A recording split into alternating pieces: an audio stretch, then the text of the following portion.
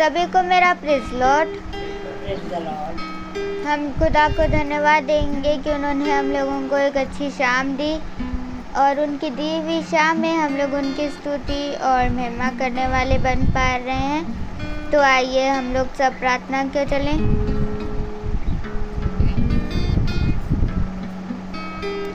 जिस पापा हम आपको धन्यवाद देते हैं इस पूरे दिन के लिए जो आपने हम लोगों को दिया। जिस पापा हम आपसे भी प्रार्थना करते हैं कि सैमुअल चाचा के जितने भी घटी कमियों उन सब की घटी कमियों को सैमुअल चाचा के पास से दूर करिएगा। जिस पापा मैं आपसे ये भी प्रार्थना करती हूँ जितने लोग भी इधर उधर कोरोना से अभी भी हॉस्पिटल्स में एडमिट हैं उन सबको चंगा कीजिएगा ताकि वो लोग सब अपने घर सही सलामत पहुँचने वाले बन पाएँ। जिस पापा मैं आपसे ये भी प्रार्थना करती हूँ जितने लोग भी इधर उधर जो भी काम के लिए जॉब ढूंढते हैं उनको जॉब दीजिएगा। तो प्रेज़ लॉर्ड। तो आइए हम लोग गीत के चलें। सभी को मेरा प्रेज़ लॉर्ड। जैसा कि खुदा का वचन हमें बताता है, यदि कोई तुम्हारे साथ भला करे तो तुम उसके साथ भला करो और अपने बैरियों से अपने समान प्रेम करो। तो आइए इसी आयत को लेकर हम लोग खुदा की स्तुति और महिमा क्यों चलें। अपनों को तो इस दुनिया में सब प्यार करते हैं, दुश्मन को भी प्यार करना मसीहा सिखाते हैं। अपनों को तो इस दुनिया में सब प्यार करते हैं, दुश्मन को भी प्यार करना मसीहा सिखाते हैं।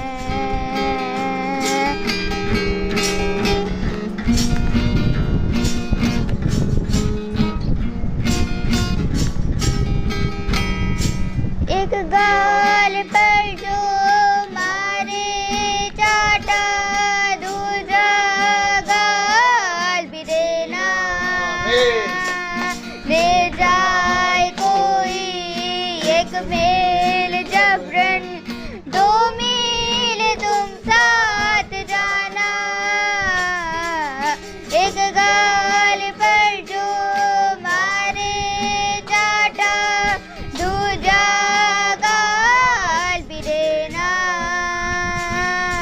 ले जाए कोई एक मील जबरन दो मील तुम साथ जाना। अपनों को तो अपना सब कुछ सब लोग देते हैं, गैरों पर भी सब कुछ लुटाना मसीहा सिखाते हैं। अपनों को तो इस दुनिया में सब प्यार करते हैं, दुश्मन को भी प्यार करना मसीहा सिखाते हैं।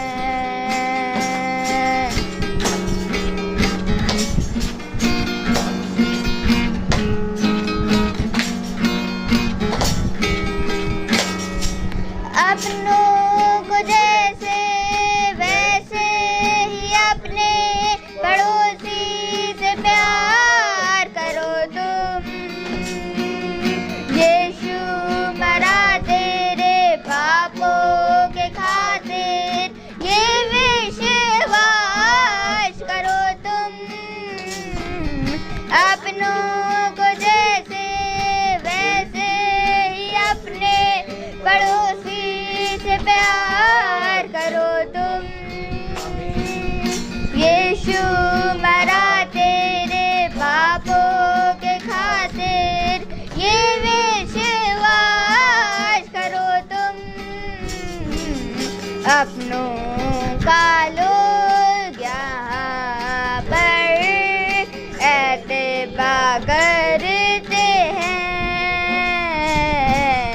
ये खुदा पर विश्वास करना मसीहा सिखाते हैं। अपनों को तो इस दुनिया में सब प्यार करते हैं, दुश्मन को भी प्यार करना मसीहा सिखाते हैं, मसीहा सिखाते हैं, मसीहा सिखाते हैं। Praise Lord. तो आइए हम सब अपने स्थानों पे खड़े हो जाएं और एक कोरस क्यों चले। यीशु बुलाता तुम्हें, यीशु बुलाता तुम्हें, बड़ी चाहत से तुमको बाहों में लेने, यीशु बुलाता तुम्हें, यीशु बुलाता तुम्हें, यीशु बुलाता तुम्हें, बड़ी चाहत से तुमको बाहों में लेने, यीशु बुलाता तुम्हें, बड़ी चाहत से तुमको बाहों में लेने, यीशु बुलाता तुम्हें। Praise Lord. तो आइए हम लोग सब वचन क्यों चलें जो खुदा के दास हम लोगों के लिए लेकर आए हैं। आइए हम सब अपने स्थानों पर खड़े हो जाएं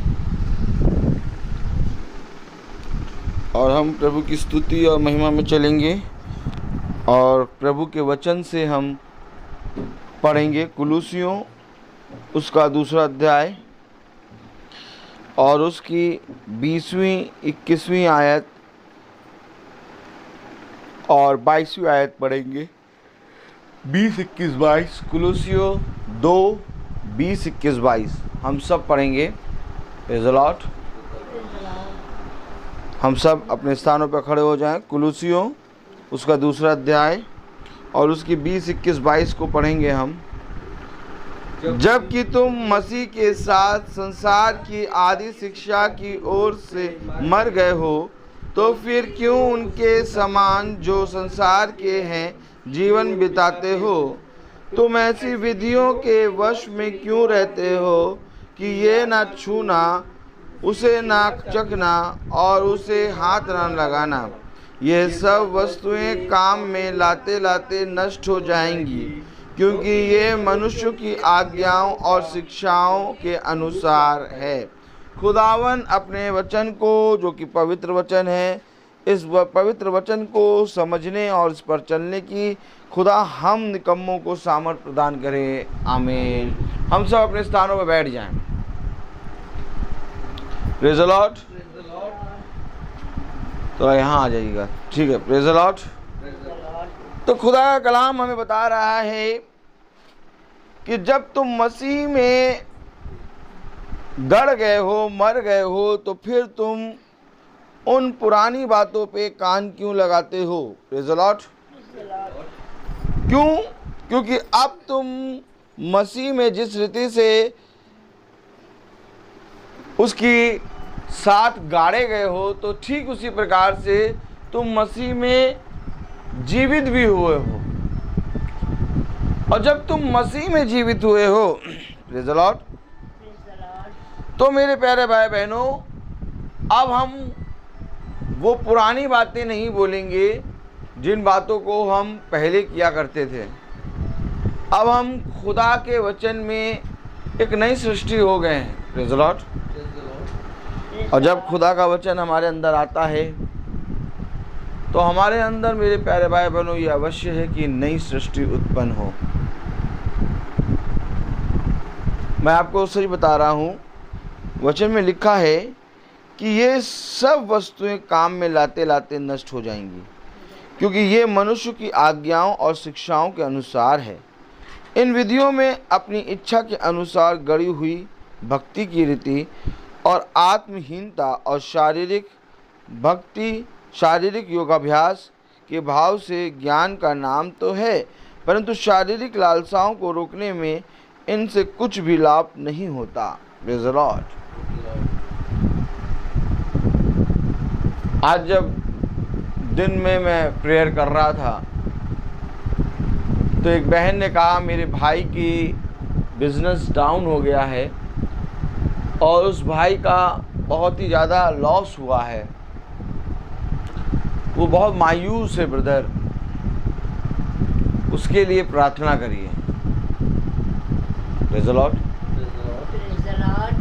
और जब मैंने उसके लिए प्रार्थना करने के लिए जब उसको मोबाइल दिया उस बहन ने, और मैं उसके लिए प्रार्थना करने वाला था, तो खुदा मुझे उसके विषय में बता रहा कि देख, इसके लिए तू प्रार्थना तो करने जा रहा है, लेकिन ये मेरे वचन को ध्यान से पढ़ता नहीं है और मेरे वचन पे कान नहीं लगाता। तो मैंने प्रार्थना करने से पहले प्रभु की आत्मा में उनसे कम से कम 8 से 10 मिनट बात करी और फिर उनके लिए प्रेयर करी। और जब मैंने प्रार्थना करने से पहले जब मैंने बात करी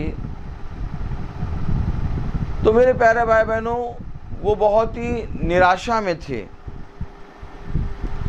और मैं उनकी सारी बातों को देख रहा था।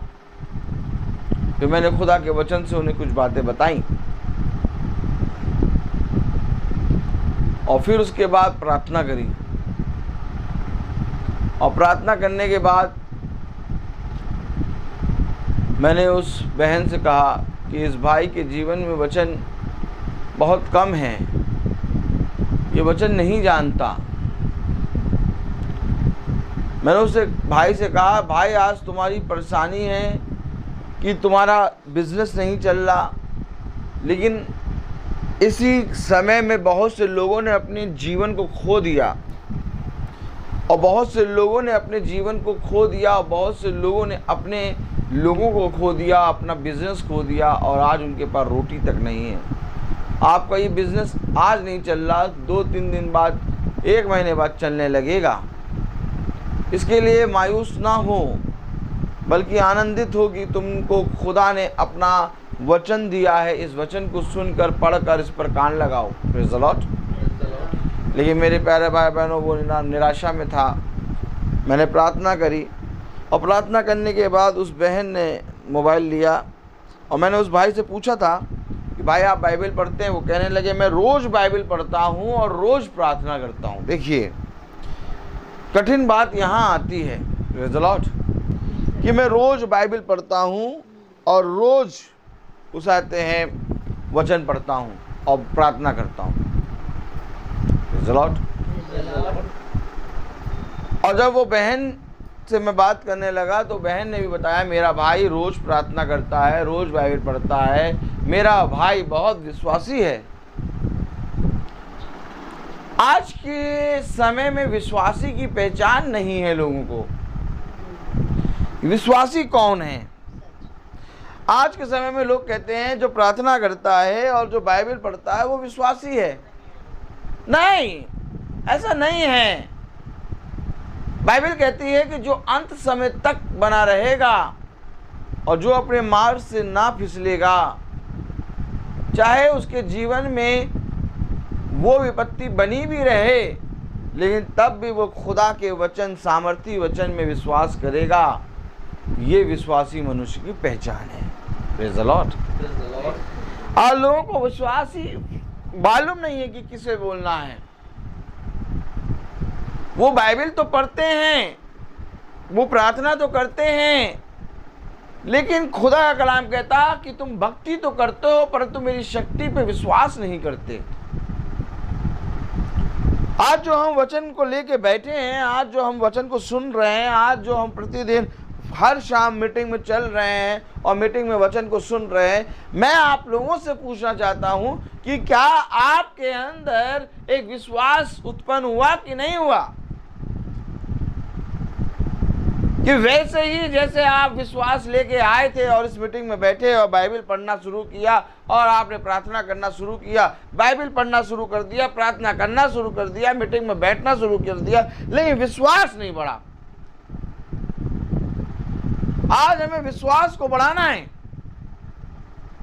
खुदा के शिष्य उसके पास आए और उसके शिष्य उससे पूछने लगे, गुरुवर गुरुवर गुरुवर, आप हमें बताइए कि हम अपने विश्वास को बढ़ाने के लिए क्या करें? क्योंकि खुदा ने कहा जब तक तुम विश्वास नहीं करोगे तब तक तुम मेरे पास नहीं आ सकते। यदि तू विश्वास करेगा तो खुदा के अद्भुत कामों को देखेगा। आज हम मसीह के साथ गाड़े तो गए, लेकिन वचन में लिखा है कि जब तुम मसीह के साथ गाड़े गए हो तो तुम अपने उस पुराने स्वभाव के वश में, उस पुरानी शिक्षाओं के वश में क्यों हो? क्योंकि वचन में यह लिखा कि तुम मसीह की देह में गाड़े गए हो। और वचन में आगे लिखा है कि अब तुम्हारा स्वभाव, अब तुम्हारा मन, अब तुम्हारी शिक्षा, अब तुम्हारा विधि, अब तुम्हारी आज्ञाएं मनुष्य की शिक्षाओं के अनुसार नहीं चले। क्यों? क्योंकि मनुष्य की आज्ञा और विधि और उसके नियम नष्ट हो जाएंगे। कब आखिर हम वचन को समझेंगे? हम मसीह के साथ गाड़े तो गए, हम बाइबल पढ़ते तो हैं, हम प्रार्थना करते तो हैं, लेकिन हम खुदावन को खुदावन कह के ग्रहण नहीं करते। हमें खुदा को ग्रहण करना है। जब हम मसीह के साथ गाड़े गए हैं तो हम मसीह के साथ जीवित भी हुए हैं। अब हमारे मन में, अब हमारे जीवन में यह अवश्य होना चाहिए कि मसीह की समानता में हम बढ़ते जाएं। क्यों मसीह की समानता में बढ़ते जाएं? क्यों मसीह की समानता में बढ़ते जाएं? उत्पत्ति उसका पहला अध्याय और उसकी 26वीं आयत पढ़ें अगर। Hallelujah hallelujah. उत्पत्ति उसका पहला अध्याय और उसकी 26वीं आयत अगर हम पढ़ें तो कलाम में क्या लिखा है, पढ़ें। फिर खुदा ने कहा, हम मनुष्य को अपने स्वरूप के अनुसार अपनी समानता में बनाएं। अब आप समझे क्यों आखिर हम मसीह की समानता में बढ़ते जाएं? क्योंकि खुदा ने जब मनुष्य की सृष्टि करी तो ये कह के करी कि हम मनुष्य को अपने स्वरूप और अपनी समानता में बनाएं। जब मनुष्य खुदा के स्वरूप और उसकी समानता में बना तो मनुष्य पूरी रीति से पवित्र था। और जब हम मसीह की देह के साथ गाड़े जाते हैं तो हम मसीह की आत्मा के अनुसार जीवित होते हैं। और जब हम मसीह की आत्मा में जीवित होते हैं तब हम उसकी समानता में बढ़ना शुरू करते हैं। और जब हम उसकी समानता में बढ़ता जाते हैं तो एक दिन आएगा कि हम उसके स्वरूप, उसकी समानता में फिर से वैसे ही हो जाएंगे। क्यों आखिर मसीह अपने समानता, अपने स्वरूप हमें जीवित कर रहा है? कलाम कह रहा, वचन कह रहा, कुलूसियों, दूसरा कुलूसियों, प्रेज़ द लॉर्ड, उसका 3रा अध्याय और उसकी पहली आयत पढ़ें। अतः जब तुम मसीह के साथ जिलाए गए तो स्वर्गीय वस्तुओं की खोज में रहो जहाँ मसीह विद्वान है और खुदा के दाहिनी ओर बैठा है। खुदा अर्थात स्वर्गीय वस्तुओं की खोज में रहो। जब तुम मसीह के साथ जिलाए गए, अब तुम मसीह के साथ जिलाए गए हो। आमीन। अब तुम्हारा देखना, तुम्हारा बोलना, तुम्हारा सुनना वैसा नहीं होना चाहिए। हम बाइबल पढ़ते हैं, हम प्रार्थना करते हैं, लेकिन दिन भर हम अपने उन्हीं कामों को करते फिरते हैं जिन कामों को हम रोज करते हैं। दिन भर में हमारे कोई भी काम मसीह की समानता में नहीं होते हैं। और यही एक कारण है कि देखो, तुम प्रभु प्रभु तो कहते हो, परंतु तुम्हारा मन मुझसे बहुत दूर है। क्यों? देखो, तुम हे प्रभु कह के मुझसे प्रार्थना तो करते हो, परंतु तुम्हारा मन मुझसे दूर है। क्यों? क्योंकि तुम प्रार्थना करते हो, वचन पढ़ते हो, लेकिन उसकी समानता में नहीं बढ़ते। और उसकी समानता में बढ़ने के लिए प्रतिदिन हमारे अंदर एक नई आशा उत्पन्न होनी चाहिए। आपको मालूम है, यीशु मसीह जब इस पृथ्वी पे था, प्रेज़ द लॉर्ड, जब यीशु मसीह इस पृथ्वी पे देह में चलता था, तो आप बहुत ध्यान से देखिए, वो रात भर प्रार्थना करता था। वो दिन भर लोगों को खुदा के अर्थात पिता के सुसमाचार का प्रचार करता था। आमीन। और रात में वो पहाड़ पे चढ़ जाता था और रात भर भोर तक प्रार्थना करता था। क्यों? क्योंकि जब वो भोर तक प्रार्थना करता था, तो वो उस दिन की इच्छा को लेके, एक नई सृष्टि को लेके उनके बीच में जाता था। आपको मालूम है, यीशु मसीह एक नई शिक्षा लेके जाता था, एक नई आज्ञा लेके जाता था, एक नया प्रकाशन लेके जाता था। और यीशु मसीह जब उनके बीच में एक नया प्रकाशन लेके जाता था, तो वे जो उसको प्रतिदिन सुनते थे, वे कहते थे आज का प्रकाशन तो एकदम नया। आमीन। क्यों आज का प्रकाशन नया? क्योंकि यीशु मसीह ने रात भर भोर तक प्रार्थना करी है और यीशु मसीह ने अपनी समानता, हालेलुया, क्योंकि वो मनुष्य की समानता में आ गया। आमीन। फिलिपियों की पत्री बताती है, वो खुदा होकर भी उसने अपने आप को शून्य कर दिया और मनुष्य की समानता में हो गया। अब वो मनुष्य की समानता में होने के बाद वो खुदा की समानता में बढ़ता जा रहा था। आमीन। तो यही बात खुदा हमसे भी कहता है कि अवश्य है कि तुम्हारे जीवन में प्रतिदिन एक नई बात उत्पन्न हो। क्या हमारे जीवन में एक नई बात उत्पन्न होती है कि बस सुबह उठे? हमारे जीवन में पता क्या कौन सी नई बात होती है उत्पन्न? हमारे जीवन में देखो नई बात कौन सी उत्पन्न होती है। जब हम सुबह उठे तो हम कहते हैं आज रोटी खाने का मन नहीं कर रहा है, फिर आप पराठा बनाओ। ये नई बात उत्पन्न हो गई, आप पराठा खाएंगे, आप रोटी नहीं खाएंगे। ये नई बात उत्पन्न हो रही है। जबकि नई बात उत्पन्न होनी है तुम्हारे जीवन में, और वो नई बात क्या होगी कि आज तुम एक बार अब आज के दिन तुम एक बार फिर से एक नई बात उत्पन्न होने के कारण एक पाप तुम्हारे अंदर से जाएगा।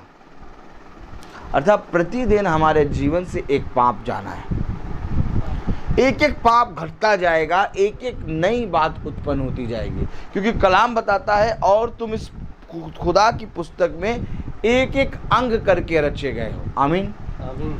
आप देखिए 9 महीने में जब गर्भ के अंदर वो फल रहता है संतान का, तो खुदा उसको 9 महीने में एक एक अंग प्रदान करता है।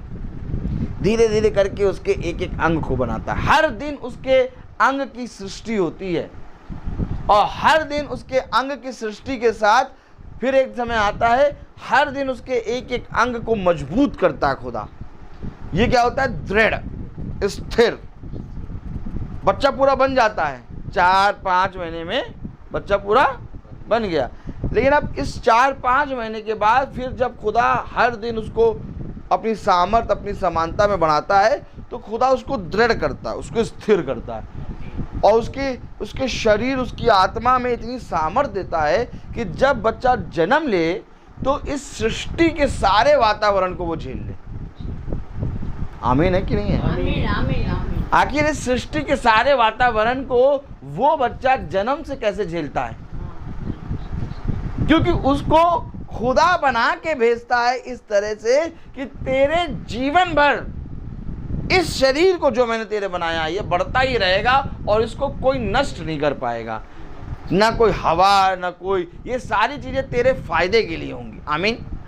तो इसी तरीके से जब हमारा मन भी एक कोख है। आमीन। खुदा ने क्या कहा आप बताइए। अच्छा, खुदा ने क्या कहा? देख मैं तेरे पास आऊंगा, मेरे पीछे बोलिए,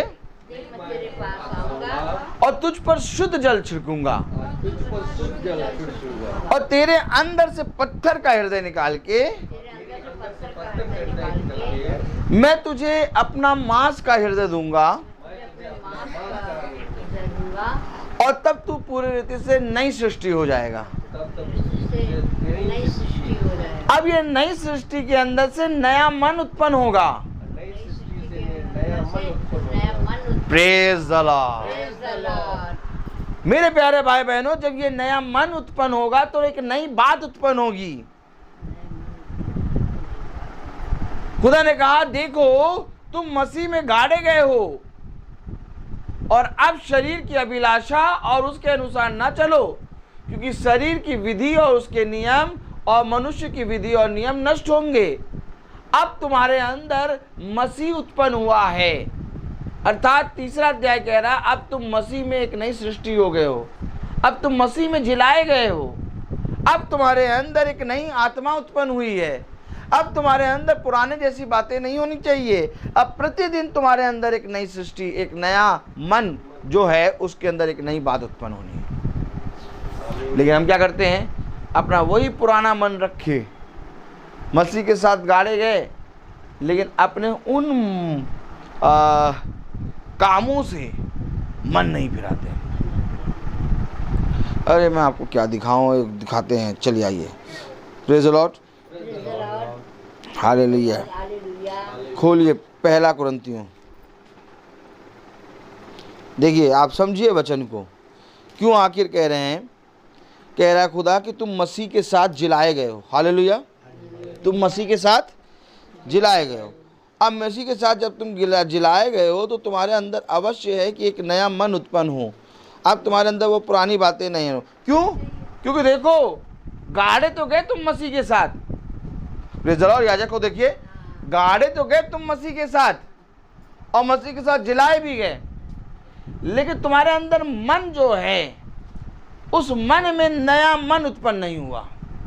ये क्या कहाँ पर लिखा है? आइए देखें, पहला कुरिन्थियों उसका 10वां अध्याय पढ़ना शुरू करें और उसकी पहली आयत अगर हम देखें।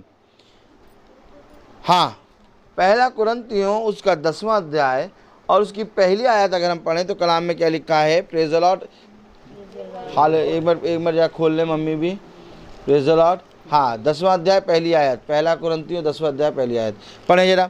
हे भाइयों, मैं नहीं चाहता कि तुम इस बात से अनजान रहो कि हमारे सब बाप दादा बादल के नीचे थे और सब के सब समुद्र के बीच से पार हो गए। देखिए, सब के सब बादल के नीचे और सब के सब समुद्र के बीच से पार हो गए। अब समझिए वचन समझिए। अभी आपने पढ़ा दूसरा कुलुसियों में उसकी 20वीं आयत में लिखा कि तुम मसीह के साथ गाड़े गए हो। अब तुम्हारे अंदर पुराना जैसा मन ना रहे, तुम पुरानी जैसी बातों के वश में ना रहो। फिर तीसरे अध्याय में कह रहा है कि तुम मसीह में जिलाए गए हो। अब तुम उजाते हैं पृथ्वी पर की नहीं बल्कि स्वर्गीय वस्तुओं की खोज में रहो। तो देखिए, जो मैं आपको बात बता रहा हूं वचन से, जो वचन हमें बता रहा है वो हमारे जीवन में तो बता रहा है, लेकिन ऐसे ही बहुत पहले घट चुका। और घटा कैसे? वो बादल के नीचे चले। क्या कह रहा है कलाम? हे भाइयों, मैं नहीं चाहता कि तुम इस बात से अनजान रहो कि हमारे सब बाप दादे बादल के नीचे थे और सब के सब समुद्र के बीच से पार हो गए। सब के सब इजरायली हैं, ये बादल के नीचे थे और समुद्र के बीच से पार हो रहे हैं। अर्थात खुदावन बादल है, बादल का खंबा, आग का खंबा, प्रेज़ द लॉर्ड, उसके नीचे, और समुद्र को बीच से फाड़ कर वो पार हो गए। और ये समुद्र जो लाल समुद्र था, ये लाल समुद्र जब मूसा ने फाड़ा खुदा की आत्मा में, तो जब इजरायली इस लाल समुद्र से निकले तो इनका बपतिस्मा हुआ। Praise the Lord. ये लाल समुद्र का फटना यानी कि इजरायलियों ने इससे बपतिस्मा लिया। Praise the Lord. अब ये मसीह के साथ गाड़े जा रहे थे। क्या हो रहे थे? गाड़े जा रहे थे। मिस्र की सेना मसीह ने गाड़ के मार दिया, लेकिन इनको उसी बपतिस्मे से, उसी पानी से, लाल समुद्र के पानी से इनको जीवित कर दिया। अर्थात मैं कहना चाहूंगा कि वही लाल समुद्र जिसमें मिस्र की सेना नाश हुई, उसी लाल समुद्र से इनको जीवन मिला। बपतिस्मा एक नया जीवन मिला। खुदा ने इनके पुराने मनुष्य तत्व को गाड़ा और इनको एक नई सृष्टि करके उभारा। बपतिस्मा लिया, ये मसीह में गाड़े गए, मसीह में मर गए, लेकिन मसीह में फिर ये जी उठे, मसीह के साथ ये जी उठे। अर्थात लाल समुद्र इन्होंने पार किया। वही पानी, वही लाल समुद्र जिसमें मिस्र मारा गया, वही लाल समुद्र इनके लिए बपतिस्मे का कारण बना। Praise the Lord. अर्थात मैं आपको कहना चाहूँ एक और बात, ताली बजाइए। ठीक इसी तरीके से पहले हो चुका था। अब कहिए आमीन। आपको मालूम है, ठीक इसी तरीके से जैसे मिस्र और इजराइली और बीच में खुदा का आग का खंबा और आगे लाल समुंदर। अब लाल समुंदर पे मूसा ने डंडी मारी, छड़ी मारी और लाल समुंदर दो भाग हो गया। अर्थात कलाम बता रहा, पढ़िए, हे भाइयों, मैं नहीं चाहता कि तुम इस बात से अनजान रहो कि तो हमारे सब बाप दादे बादल के नीचे थे और सब के सब समुद्र के बीच से पार हो गए और सब ने बादल में और समुद्र में मूसा का बपतिस्मा लिया। देखा, मैं कह रहा हूं ये बपतिस्मा है। आमीन। अर्थात जब लाल समुद्र फटा तो वह लाल समुद्र से जब निकले तो यहां पर उन्होंने मूसा का बपतिस्मा लिया। और देखिए, वही लाल समुद्र ने मिस्र को डुबा के मार दिया। और यही बात पहले हो चुकी थी। अब आइए थोड़ा और पहले तो पाएंगे कि नूह के समय में जो पानी 40 दिन 40 रात बरसा, उसी पानी ने पूरे संसार को मार दिया और उसी पानी से नूह और उसके परिवार का बपतिस्मा हुआ। आमीन। ये हो चुका था जो इस समय घट रहा था, और आज हम बैठे हैं, आज हमारे सामने घट रहा है। क्योंकि खुदा ने कहा, मैं तुमसे सच कहता हूं, जो हो चुका वो फिर होगा। मैं युगानुयुग एक सा हूं। मेरे प्यारे भाई बहनों, धन्य तो वो हैं जो पूरी रीति से खुदा की ओर दृष्टि करते हैं, क्योंकि खुदा उनको प्रथम से अंतिम तक और मरण से जीवित तक सब दिखाएगा, कुछ भी नहीं रख छोड़ेगा। खुदा अपने दासों को सारी बातें खुल के बताएगा। तभी तो आज हम नूह का बपतिस्मा देख रहे हैं, आज हम मूसा का बपतिस्मा देख रहे हैं, आज हम यूहन्ना बपतिस्मा देने वाले का बपतिस्मा देख रहे हैं, और यहां तक कि आज हम यीशु मसीह का आग का बपतिस्मा देख रहे हैं। आमीन। अब इस बपतिस्मे के बाद कोई बपतिस्मा नहीं है। अब ये भी समझ लो, ये भी समझ लो, इस बपतिस्मे के बाद कोई बपतिस्मा नहीं। क्योंकि बपतिस्मा देने वाले ने कहा, मैं तो तुम्हें पानी से बपतिस्मा देता हूं, परंतु एक है जो तुम्हें आग का बपतिस्मा देगा। और यह आग का बपतिस्मा लास्ट बपतिस्मा है, जिसके विषय में बाइबल बताती है कि स्वर्ग से आग आएगी और वो परखेगी। अगर लकड़ी का लट्ठा होगा जल जाएगा, और घास होगा जल जाएगी, फूस होगा जल जाएगी, परंतु यदि सोना होगा तो वो चमकेगा। और आज खुदा ने क्या ही धन्य है कि हमें चारों बपतिस्मे दिखा रहा है। और बपतिस्मे हैं, लेकिन वो भी हमें खुदा दिखा रहा है। जिस तरह से शरीर का बपतिस्मा हो रहा है, वैसे ही मन का बपतिस्मा। एक बपतिस्मा है मन का, प्रेज़ द लॉर्ड, कि तुम्हारे मनों का खतना होगा, और मनों का खतना आग का बपतिस्मा है। Praise the Lord. तो कलाम हमें क्या बता रहा, पढ़े जरा। हे भाइयों, मैं नहीं चाहता कि तुम इस बात से अनजान रहो कि हमारे सब बाप दादे बादल के नीचे थे और सब के सब समुद्र के बीच से पार हो गए, और सब ने बादल में और समुद्र में मूसा का बपतिस्मा लिया। देखिए, अभी आपने पढ़ा दूसरा कुलूसियों उसका 22 अध्याय, पहला कुलूसियों नहीं कुलूसियों उसको दूसरा अध्याय और उसकी 20वीं आयत में पढ़ा कि मसीह में हम गाड़े गए, और तीसरा अध्याय कह रहा है हम मसीह में जीवित हो गए, जिलाए गए। कलाम बता रहा अब तुम्हारे अंदर वो पुराने जैसा स्वभाव ना हो। अब तुम पृथ्वी पर की नहीं बल्कि स्वर्ग की वस्तुओं की खोज में रहो। क्यों? अब यहाँ पर इनके साथ बपतिस्मा हो गया, अर्थात ये मसीह के साथ गाड़े गए। अब यहाँ से देखेंगे थोड़ा सा और, क्योंकि यहाँ से जो बात हम देखेंगे, बपतिस्मा तो हमने ले लिया, मसीह के साथ गाड़े गए। अब गड़ के जब हम जी उठे तो अब हमारे अंदर स्वर्ग की वस्तुओं की खोज होनी चाहिए थी। अब हमारे अंदर एक नई बात उत्पन्न होनी चाहिए थी। अब प्रतिदिन हमारे अंदर एक नई बात उत्पन्न होती रहनी चाहिए थी। Praise the Lord.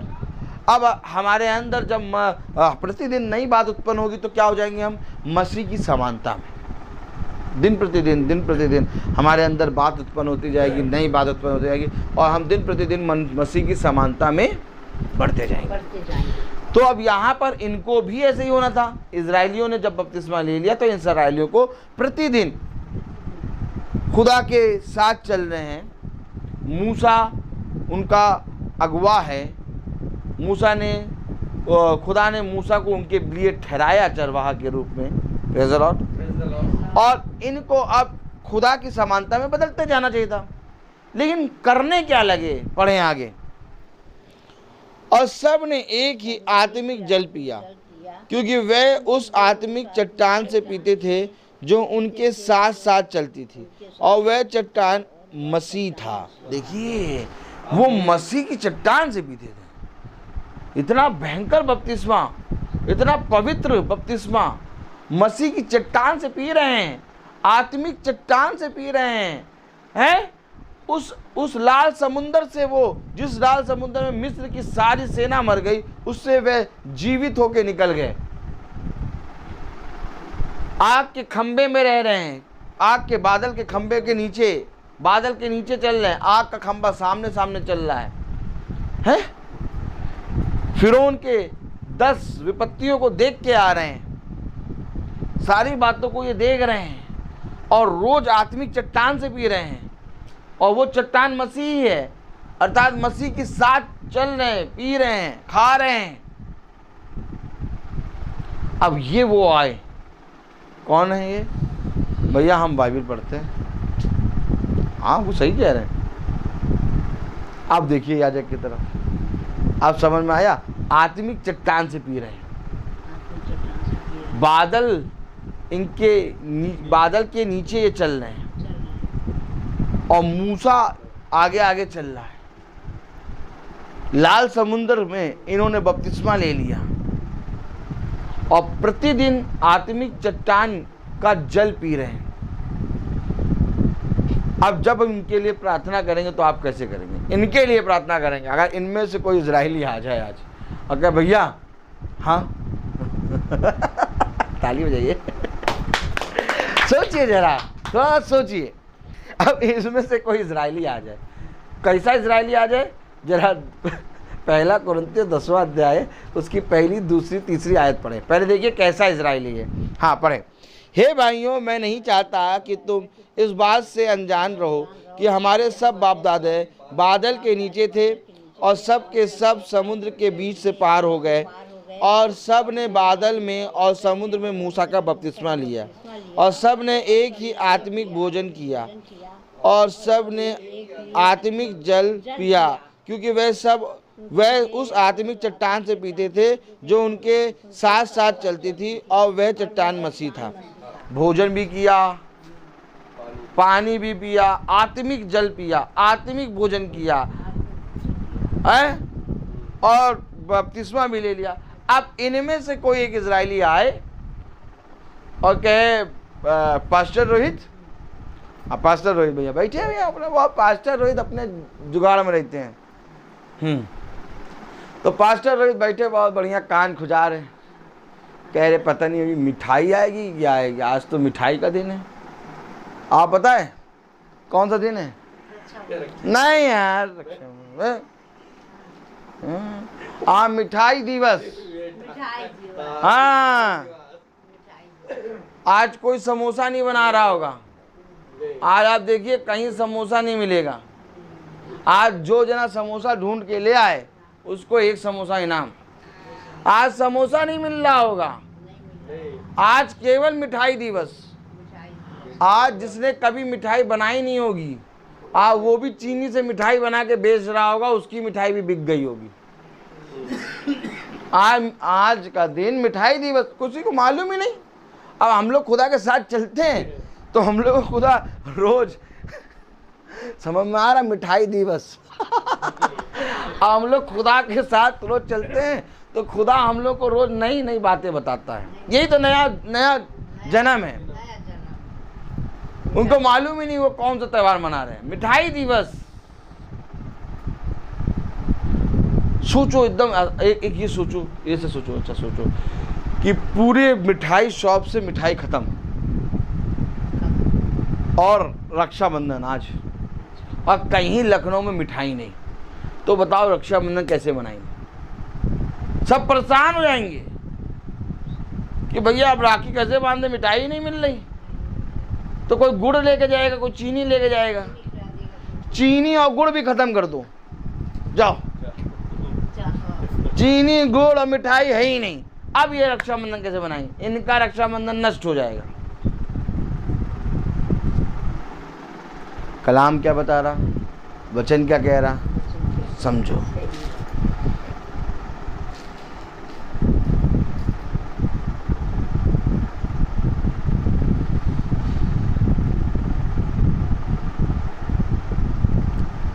आत्मिक चट्टान से पी रहे, आत्मिक जल से पी रहे। आमीन तो है। आमीन आमीन। आग बादल के नीचे चल रहे, लाल समुद्र में बपतिस्मा ले लिया, सारी चीजें कर लिया, और इनको समझाने वाला कोई नहीं बल्कि मसीह है। अब इनमें से कोई एक आए और कहे, पास्टर साहब, पास्टर रोहित, हाँ भाई, आप हमारे लिए प्रार्थना कर दीजिए।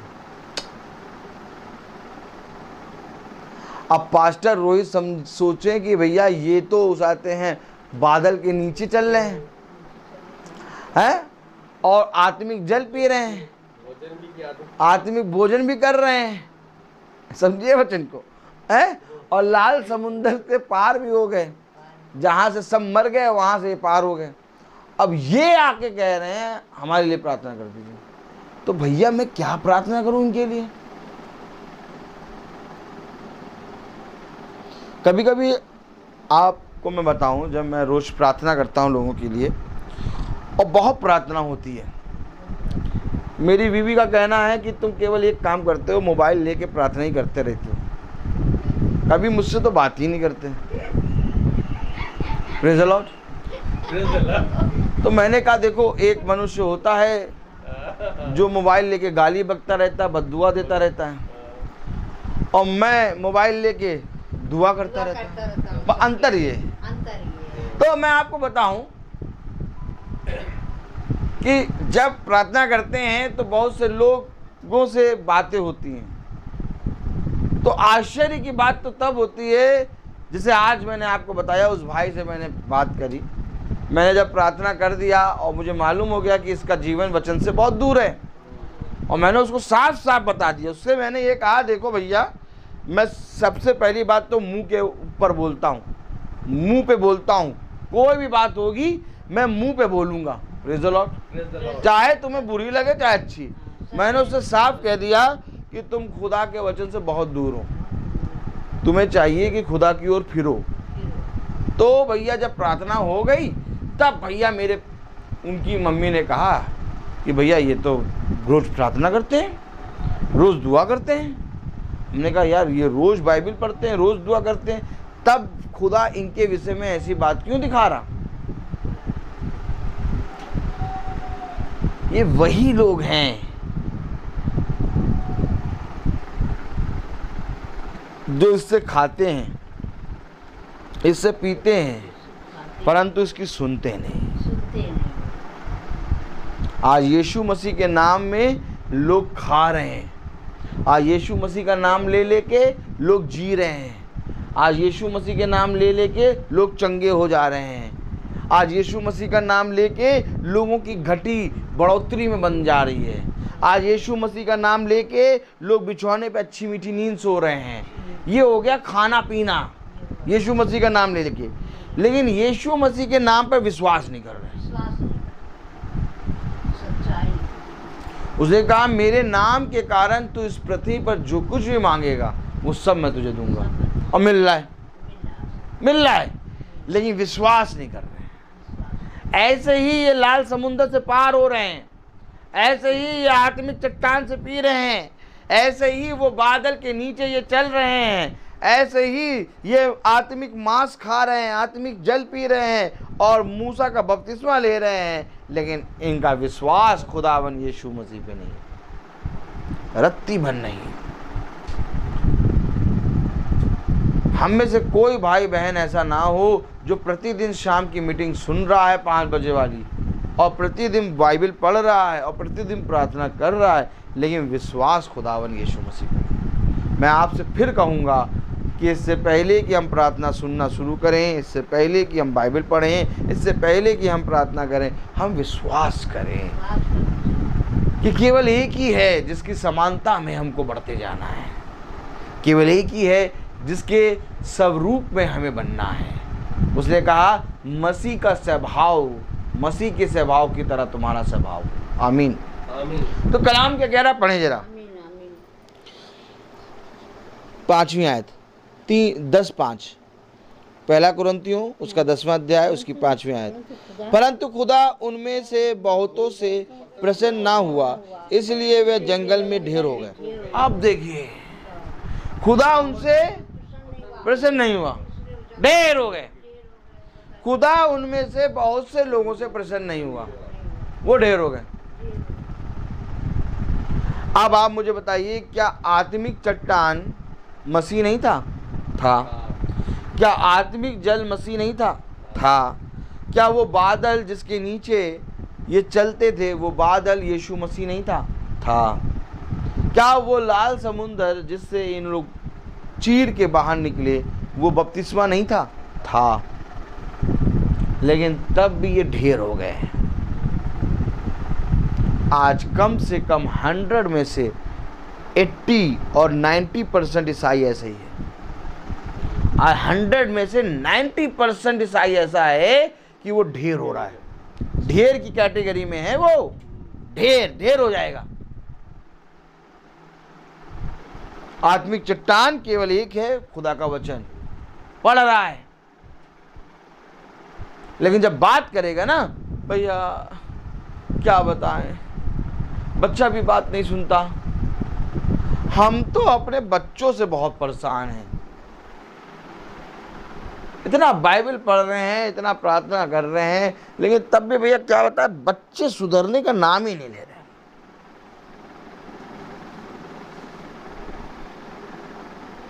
खुदा के साथ चल रहे हैं, आत्मिक चट्टान से पी रहे हैं, मूसा का बपतिस्मा ले रहे हैं, कपड़े फट नहीं रहे, जूतियाँ फट नहीं रही, आराम से मन्ना खा रहे हैं, लेकिन हमें एक चीज़ की दुख है। क्या?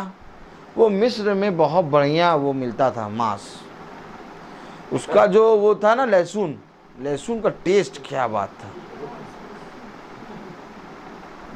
वो नहीं मिल रहा। देखिए, सब कुछ कर रहा है प्रभु, लेकिन ये मिस्र की वो याद करे हुए। इसी तरीके से आज भैया क्या करें, ये बताओ कि हमारे बच्चे कब ठीक होंगे, ये बताओ कि कब ठीक हो।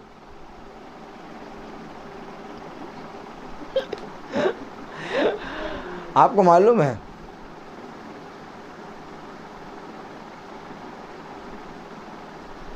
वो जो लहू बहने वाली स्त्री थी, जो 12 साल से था लहू बहने वाला, वो जब वैद्य के पास जाती थी, कभी उसके स्वभाव को आप जानने की कोशिश करिए। बाइबल में लिखा है एक स्त्री थी जिसको 12 साल से पीड़ा थी रक्त बहने की, पर हम लोग पढ़ के छोड़ देते हैं, लेकिन कभी सोचिए कि जिस स्त्री को 12 साल से ऐसी पीड़ा हो रक्त बहने की, वो कहाँ जाएगी, कैसे बैठेगी, कैसे चलेगी, उसका जीवन दुर्बल हो जाएगा। सोचिए। तो वो जब वैद्य के पास जाती थी, अपनी पूंजी खर्चा करती थी, तो वैद्य से ये पूछती होगी कब ये ठीक हो जाएगा। वैद्य जी हमें ये बताओ कब ये ठीक होगा। आओ, वैसे ही हर ईसाई पूछता हमारे बच्चे कब ठीक होंगे। वही चीज है, वही चीज सेम डिट्टो। उस स्त्री का रक्त बहता था और इनके बच्चे खराब। अब ये पूछते रहते हैं बच्चे कब ठीक होंगे। वो स्त्री पूछती थी ये पीड़ा कब ठीक होगी। कोई नहीं बता पाया। बाइबल कहती है उसने अपनी सारी पूंजी वैद्यों को दिखाने में खत्म कर दी। सीधे बैठो, सीधे। हाथ में क्या है, दिखाओ हाथ में क्या है, रख दो।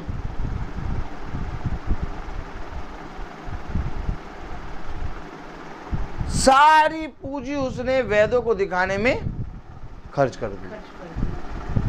आज हमारा पूरा परिश्रम अपने बच्चे कब ठीक होंगे इसमें खर्च हो जाता है, और जबकि हमें परिश्रम करना था वचन में। हमें ये नहीं पूछना था बच्चे कब ठीक होंगे, हमें ये नहीं पूछना था कि हमारा जीवन कब सुधरेगा, हमें ये नहीं पूछा था कि हमारा रोग कब ठीक होगा। हमें केवल एक चीज़ देखनी थी कि कब हम अपने खुदावन यीशु मसीह के समीप आएंगे, कब हम यीशु मसीह के निकट आ जाएंगे। यीशु मसीह ने अपने वचन में कहा खुदा के निकट आओ तो खुदा भी तुम्हारे निकट आएगा। उसने कहा पवित्र बनो तो तुम तो क्योंकि पवित्र बनो क्योंकि यीशु मसीह पवित्र है। जब हम खुदा के निकट आ जाएंगे तब हमारे सारे रोग चंगे हो जाएंगे, एक भी रोग हमारे शरीर में रहने ना पाएगा। जब हम खुदा के निकट आ जाएंगे तो हमारा घराना भी उसके निकट आ जाएगा। ये चीज की कोई चिंता नहीं करता कि हम खुदा में बढ़े। लोग कहते हैं भैया ये कब हो जाएगा, वो कब आ जाएगा, भैया ये कब आएगा, भैया सैलरी कब आएगी, 2 महीने से नहीं आ रही, भैया सैलरी कब आएगी। अब शैतान को मालूम है कि तुम्हारा मन सैलरी पे है तो वो सैलरी लेट करेगा। अब शैतान को मालूम है कि तुम्हारा मन तुम्हारे बच्चों पर है, बेटों पर है, बेटियों पर है, तो वो बच्चों को कभी भी सुधरने नहीं देगा। वो हमेशा बच्चों के ऊपर अपना धूत लगा के बैठा रहेगा, धूर्त है ना वो, और बच्चों के अंदर ऐसी ऐसी करतूतें करेगा कि तुम हमेशा खुदा के वचन पे भी नहीं चल पाओगे और डिस्टर्ब रहोगे बच्चों को। शैतान को मालूम हो जाए आपकी कमजोरी क्या है। आमीन वगैरह है कि नहीं? आमीन, आमीन। एक बार शैतान को ये मालूम हो कि तुम्हारी कमजोरी क्या है।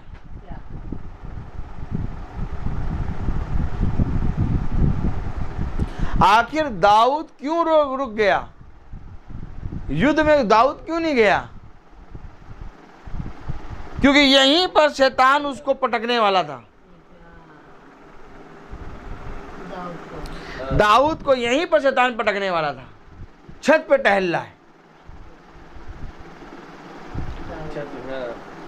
और बेतसदा नहा रही है।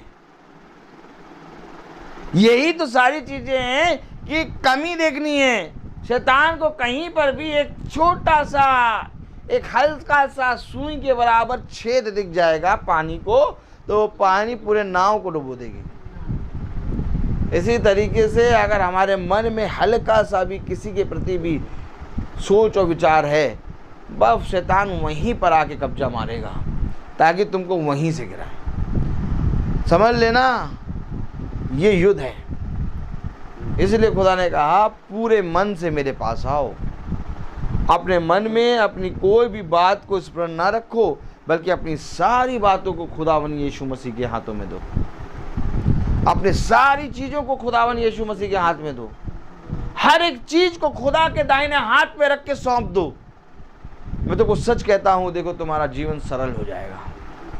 एक बार तुम खुदा के दाहिने हाथ पे विश्वास करो, एक बार तुम उसके दाहिने हाथ में अपने आप को रख के सौंपो, एक बार तुम उसकी ओर दृष्टि करो, एक बार तुम उसको पुकारो, एक बार तुम अपने सच्चे हृदय से खुदा को खुदा मानकर अंगीकार करो, देखो तुम्हारा उद्धार हो जाएगा। लेकिन शैतान ये नहीं चाहता। शैतान तुम्हारे मन में कई प्रकार के विचार रखता है। शैतान तुम्हारे अंदर बहुत सी बातों को रखता है ताकि तुम खुदा के प्रति ईमानदार ना हो जाओ, क्योंकि उसको मालूम है जिस पल तुम ईमानदार हुए उस पल तुम्हारा पूरा घराना उद्धार हो जाएगा। कब कब कब कब, ये कभी तो हमारे अंदर एक कांटा है, इस कब को निकाल दो और कह दो नहीं कब कब नहीं, हो गया। आमीन। क्योंकि उसने कहा जो कुछ तू सोचेगा, जो कुछ तू कहेगा वो हो जाएगा। हमारा खुदा ये खुदा है। तो कलाम में क्या लिखा पढ़ें, परंतु खुदा उनमें से बहुतों से प्रसन्न ना हुआ, इसलिए वे जंगल में ढेर हो गए। ये बातें हमारे लिए दृष्टांत ठहरी। हाँ, ये बातें हमारे लिए दृष्टांत है। नहीं, हमको क्या सुना रहे हो भैया? भैया हमको क्या सुना रहे हो? वो आत्मिक चट्टान से पीते थे, वो बादल के नीचे चलते थे, मूसा का बपतिस्मा लिया है और आत्मिक जल से पीते, आत्मिक मांस से खाते थे। हमको क्या बता रहे हो? हम उनकी तरह थोड़ी ना है। नहीं नहीं नहीं नहीं नहीं, हम उनकी तरह नहीं है। हम तो खुद बाइबल पढ़ते हैं और हम विश्वास भी करते हैं। हमारा विश्वास पूरा यीशु मसीह पर है। इधर देखिए, हमारा विश्वास पूरा यीशु मसीह पर है। हम उनकी तरह नहीं है। हमें मालूम है हमारा खुदा हमारे साथ है। हाँ, थोड़ी सी घटी है, देखिए धीरे से आए। हाँ, थोड़ी सी घटी है। अब बच्चा नहीं सुनता, वो सुनेगा कभी, अब पता नहीं कब सुनेगा।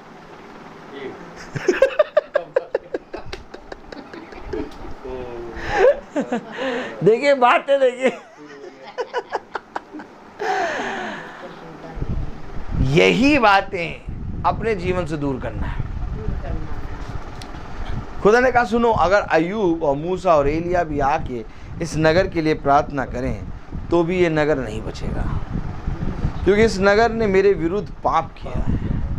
हाँ, मूसा, एलिया और अय्यूब प्रार्थना के कारण केवल अपने प्राण बचाएंगे, किसी दूसरे के प्राण वो नहीं बचा सकते। इसलिए कोई पास्टर, कोई याजक, कोई खुदा का दास आपके पापों को क्षमा नहीं कर सकता।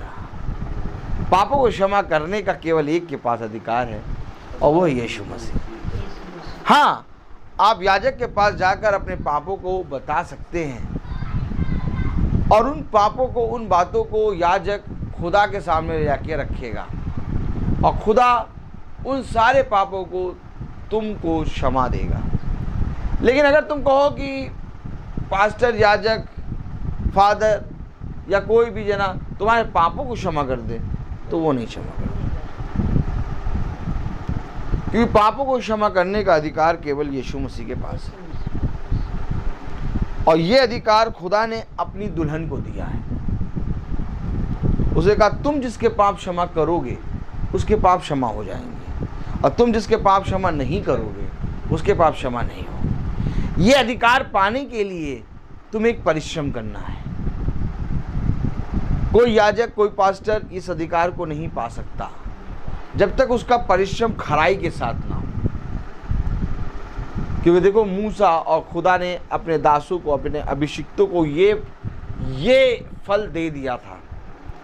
इसलिए खुदा के अभिषिक्त जिसको आशीष देते थे वो आशीष का कारण बनता था और खुदा के अभिषिक्त जिसको श्राप देते थे उसका सर्वनाश हो जाता था। जैसे एलिया ने कहा, मेरे कहे बिना 3.5 साल मेघ नहीं बरसेगा, अर्थात पानी नहीं बरसा। राजा को श्राप दे दिया, बरसा नहीं।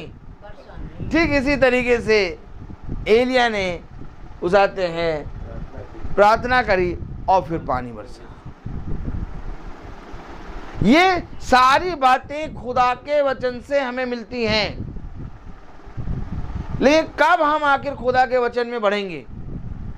क्योंकि अब हमें नई सृष्टि बनते जाना है और जिस रीति से हमने अपना पुराना स्वभाव, अपनी पुरानी देह, हमारा बपतिस्मे के द्वारा हम मसीह में गाड़े गए और फिर मसीह में हम जी उठे, अब हमारे अंदर एक नई आत्मा उत्पन्न होगी। कलाम देखिए क्या कह रहा, ये बातें हमारे लिए दृष्टांत ठहरी कि जैसे उन्होंने लालच किया वैसे हम बुरी वस्तुओं का लालच किसका लालच ना करें? बुरी वस्तुओं का। और कुलूसियों उसका 3रा अध्याय कह रहा है अब तुम पृथ्वी की नहीं बल्कि स्वर्गीय वस्तुओं की खोज में रहो। क्यों स्वर्गीय वस्तुओं की खोज में रहो?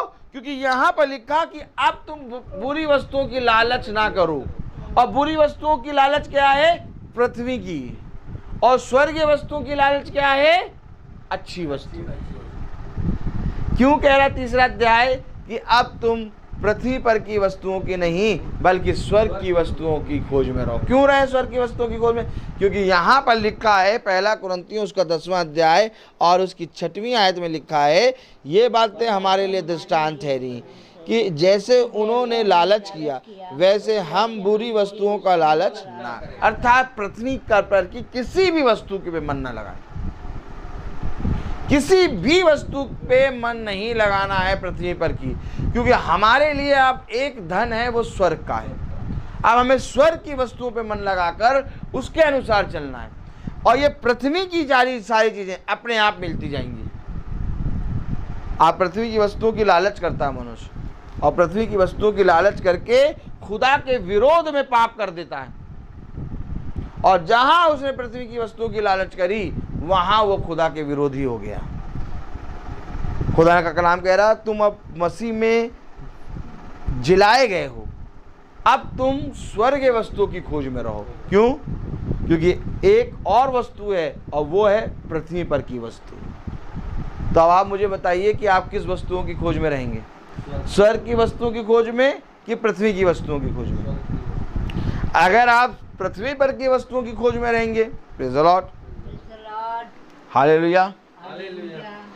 अगर आप पृथ्वी पर की वस्तुओं की खोज में रहेंगे तो मेरे प्यारे भाई बहनों आपका नया जन्म हुआ लेकिन आप पुराने स्वभाव के अनुसार चले। लेकिन अगर आप स्वर्गीय वस्तुओं पे कान लगाएंगे तो धीरे धीरे ये वस्तुएं इकट्ठा करते करते आपका खत्ता पूरे रीति से पवित्र हो जाएगा और आपका मन पवित्र हो जाएगा। आप एक नई सृष्टि बन जाएंगे। अब आपके अंदर वो पुरानी बातें नहीं रहेंगी, अब उन पुरानी बातों की सोच और विचार नहीं रहेगा। अब आप एक नई सृष्टि बन के एक नई आत्मा में जन्म लेके आपके जीवन में एक नया संसार आ जाएगा, जिसके बारे में खुदा कहता है देख मैं तुझे एक नया यरूशलेम दूंगा, देख मैं तुझे अपने मंदिर में एक खंबा बनाऊंगा।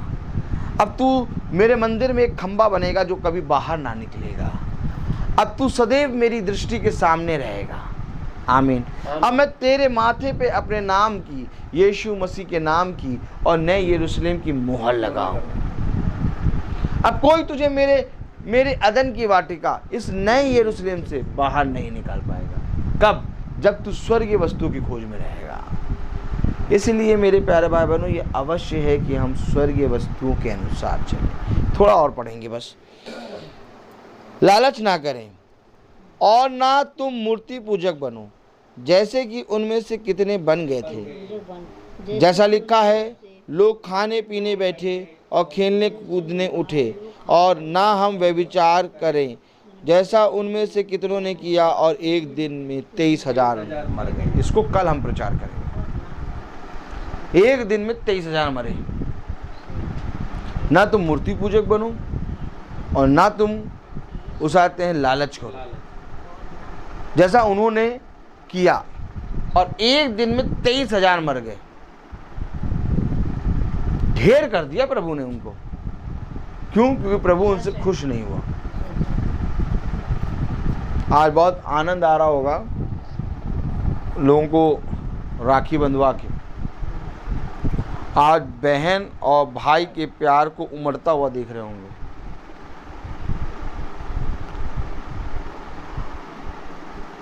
आप भाई और बहन का प्रेम जो है वो उमड़ रहा था, और जिस समय इधर देखिए भाई बहन का प्रेम उमड़ रहा है उसी समय एक प्रेम डाउन हो रहा है, और वो प्रेम है यीशु मसीह।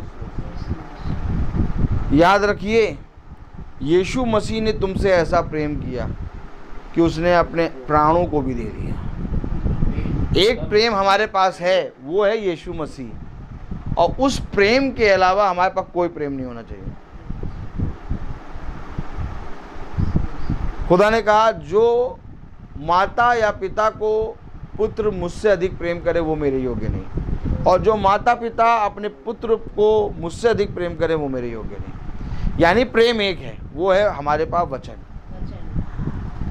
अब संसारिक रीति से एक त्यौहार है, लोग मना रहे हैं, ये आपके ऊपर जिम्मेदारी है। लेकिन अगर आप रोज़ प्रार्थना में चल रहे हैं, वचन में चल रहे हैं, तो आपके पास एक प्रेम है ऑलरेडी, और उस प्रेम में आपकी माँ, आपके पिता, आपके भाई, आपकी बहन, आपका खुदा सब एक समान है, और रक्षा करने वाला केवल एक है, खुदावन यीशु मसीह। अब बंधा लो धागे तुम चाहे जितना, रक्षा कोई कर नहीं पाएगा। ये तो सब खुदा से प्रेम से खुदा के प्रेम से अलग करने का एक नज़रिया है कि खुदा के प्रेम से अलग कैसे करें। इन्हीं छोटी छोटी बातों से खुदा के प्रेम से अलग होते जाएंगे, और इन्हीं बातों को अगर हम अपने जीवन से दूर करेंगे, निकम्मी बातों को, तो हम एक नई सृष्टि होते जाएंगे। जो काम हम पहले करते थे अब वो काम नहीं कर पाएंगे। क्यों? क्योंकि हमने अपने उन कामों को, अपने पुराने स्वभाव को मसीह यीशु में गाड़ दिया। अब जब हम उठे तो हम एक नई सृष्टि उठे। तो हमारे अंदर क्या है? हमारे अंदर ऐसे ही प्रेम है। इस प्रेम को व्यक्त करने के लिए कोई मिठाई का डिब्बा, धागा नहीं चाहिए। समझ लो। इसलिए खुदा का कलाम कहता है, धन्य है वह जो मेरे वचन की ओर दृष्टि करते हैं। केवल कहने वाले, पढ़ने वाले ना बनो। ये जो बाइबल पढ़ते हैं, ये जो दुआ करते हैं, ये भी रोज रक्षाबंधन मना रहे होंगे अभी आज। अब बहुत तेरे लोग हैप्पी रक्षाबंधन लिख के दे रहे हैं, हैप्पी दीपावली, हैप्पी दशहरा। दशहरा मारेगा तुम्हें आके, वही मारेगा। 10 मुंह वाला ही आके मारेगा। कहोगे, फिर कहोगे भैया हमें तो 10-20 मुंह दिखाई देते हैं, 10-20 आत्माएं दिखाई देती हैं। फिर कौन कहो आओ निकालो, तो कौन निकालेगा? यीशु मसीह निकालेगा। काहे उसको बना रहे हो? Praise the Lord. करो अपने मन की जो करना है करो, मेरा काम है बताना। मैं तो प्रचार करता हूँ एकदम खुल के, ये है ही वचन। अब तुमको है, तुम मानो या ना मानो, खुदा जाने तुम जानो, हम चलते रहेंगे। तो हर चीज़ का एक समय होता है। तो आइए हम प्रार्थना में चलेंगे, और हम प्रार्थना में चलेंगे, हम अपनी आंखों को बंद करेंगे। धन्यवाद, धन्यवाद प्यारे खुदावन, आज के दिन इस समय के लिए हम आपको धन्यवाद देते हैं। तेरी सामर्थ, तेरा अनुग्रह सदा इस घर पे और इस घराने पे प्यारे प्रभु बना रहे। भाई जो आए हैं प्यारे प्रभु, इन पर भी अपना दया भरा हाथ रखिए, ताकि इनका घराना भी तेरे वचन में पूरी रीति से चलने पाए। जो झुंड प्यारे प्रभु, छोटा झुंड इस वचन को सुन रहा है, उस पर तू अपनी आशीष, अपनी प्यारे प्रभु प्रेम दे, कि वो भी तेरे प्रेम को जानने पाए। वो इस संसार की रीति और आज्ञा और विधि को मानने वाले नहीं, बल्कि तेरी विधि और नियम को मानने वाले चले बने। क्योंकि प्यारे प्रभु आपका वचन कहता है, जो मनुष्य की विधि और नियम है वो नष्ट हो जाएगी, और जो मनुष्य उनकी विधि नियम को मानते हैं वह भी नष्ट किए जाएंगे। हाँ, जिस रीति से प्यारे प्रभु वे बादल के नीचे चलते थे, जिस रीति से उन्होंने मूसा का बपतिस्मा लिया, जिस रीति से उन्होंने प्यारे प्रभु आत्मिक मन्ना खाया, आत्मिक चट्टान से पिया प्यारे प्रभु, आत्मिक मांस खाया प्यारे प्रभु, आत्मिक जल पिया, लेकिन तब भी प्यारे प्रभु वह ढेर हो गए। हाँ मेरे प्यारे प्रभु, आपका वचन कहता है एक दिन में 23,000 ढेर हो गए। क्योंकि उनका मन तेरी ओर नहीं था प्यारे प्रभु, होने पाई कि ये छोटा झुंड एक मन हो के तेरे वचन में बढ़ने पाए। और हर एक जना प्यारे प्रभु इस संसार और मनुष्य की विधि नियम को नहीं, बल्कि जो तेरे वचन में लिखा है उसको मानकर, उसको पूरा करके उस पर चलने वाला बन सके।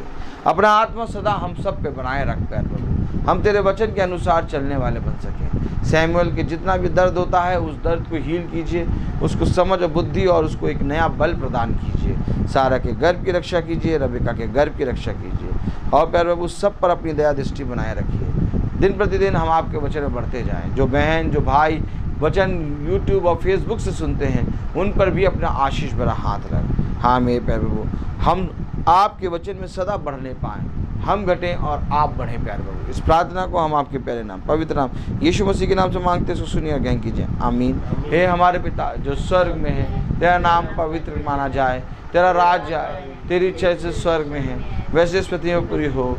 हमारा प्रतिदिन का आहार आज हमें दीजिए, और हमारे अपराध हमें क्षमा करिए जैसे हम भी अपराधियों को क्षमा करते हैं, और हमें परीक्षा में न डाल परंतु बुराई से बचा। बादशाह और कुदरत और जलाल सदा आपकी है। अब हमारे खुदावन यीशु मसीह का फजल, खुदा बाप की मोहब्बत, पाक रूह की रिफाकत और शराकत हम में से हर एक विश्वासी जन के साथ अब से लेकर अनंत काल तक होती रहे। आमीन। धन्यवाद धन्यवाद धन्यवाद सारी आशीषों के सोते धन्यवाद।